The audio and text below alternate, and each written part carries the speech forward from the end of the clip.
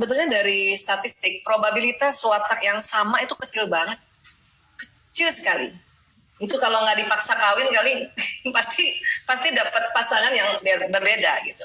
Bahkan kalau dijodohkan juga, asal jodohnya itu bukan yang dipaksa ya.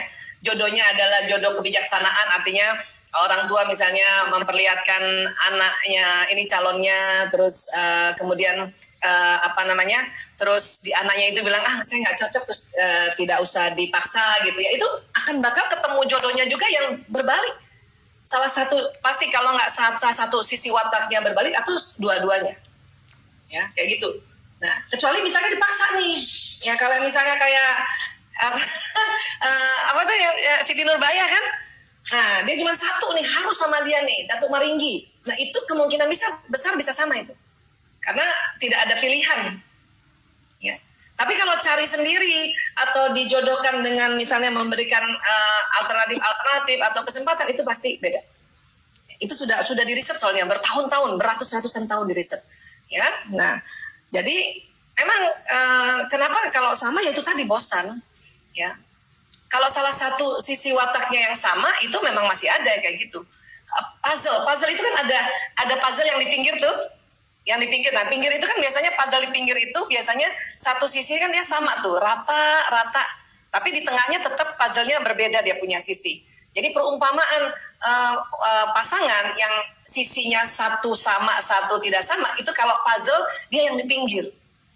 Tapi perumpamaan suami istri yang dua-dua sisi wataknya beda, itu bagaikan puzzle yang di tengah itu, di tengah. Ya, nah jadi saya hanya bisa jawab seperti itu. Kalaupun sampai pas dia dapat persis karena memang dijodohkan atau karena sesuatu hal dan dia merasa sama, coba dicek dulu deh. Mungkin nggak sama salah satunya. Ya, kadang-kadang orang menyangka dengan pasangannya sama persis karena pada saat tes itu kurang tepat saja. Nah itu diperiksa lagi tesnya, gitu ya. Nah kemudian juga kalaupun banget sama misalnya ya sudah, belajar aja tentang watak.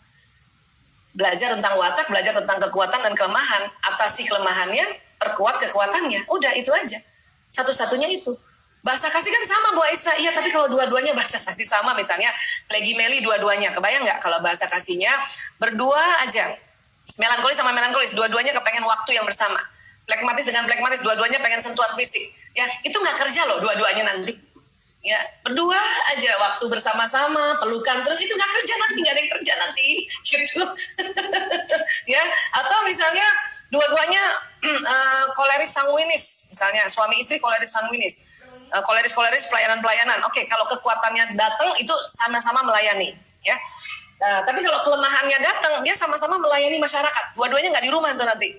Dengan sanguinis, dua-duanya minta dipuji. Ya, dua-duanya minta mendapatkan kata-kata dukungan.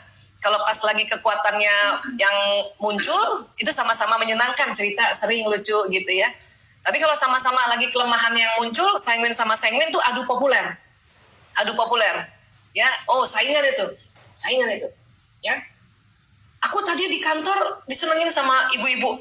Terus kata istrinya, aku tadi di taklim disenengin sama bapak-bapak. Asik, aduh mati deh. Itu kalau watak yang sama, ya. Makanya, kalaupun ada yang sama, yang tadi kalau Mbak Titis Qadarullahnya, ya bisa aja, karena itu kan juga probabilitasnya, tapi sedikit ya. Itu belajarlah. Karena kalau tidak, please maaf banget. Kalau enggak, bisa cerai. Kalau nggak belajar. Kalau dua-dua watak. Ya, kenapa? Bosen banget dan nggak bisa, dan nggak ada greget. Di dalam suami istri itu, kapan kita habis berantem, maka tambah cinta. Ya nggak? Betul nggak teman-teman? Kalau iya ngangguk, semua ngangguk. Iya. kita kalau habis berantem itu dipeluknya tambah sayang gitu ya. Ya, itu suami itu kalau udah tahu kita lagi marah, dia tuh kayak baik banget deh. Ya, kepengen sih kita balas baik, terus kita pikir, jangan sekarang, ntar aja. Tambahin waktunya.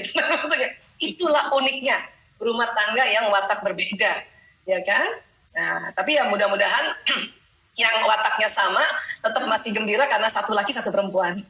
Yang celaka udah jenisnya sama, wataknya sama, itu yang gay misalnya gay ya, gay melo sama melo gitu, udah lakinya sama melo sama melo. Aduh itu kalau lagi kesel marah-marahan ngambekannya kayak apa itu. Kurang lebih kayak gitu Mbak Titis ya. Adapun dengan teman kerja ya sudah kita pahami aja bahwa oh watak dia sama, kita bercermin ya. Kalau watak sama tuh kayak bercermin. Ibu sama anak, apalagi misalnya ibu ya sama anak perempuan, wataknya sama, itu kayak bercermin loh. Ya, orang bercermin itu selalu lihat salahnya terus. Ya.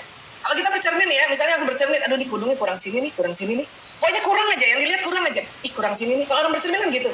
Makanya ibu yang anak perempuannya wataknya sama, plok, hati-hati tuh. Ya, karena itu masih bisa, masih kemungkin itu. Tapi hati-hati. Ya, dia sama banget sama gue nih. Ya, pas dia bikin sesuatu yang kelemahan, kita kesel gitu, karena kita tahu itu kelemahan gue, dia harus bisa atasi itu, kita ngayal banget untuk mengatasi itu ya. Nah itulah makanya insya Allah dengan belajar watak ya paling nggak itu menjembatani semuanya ya insya Allah ya.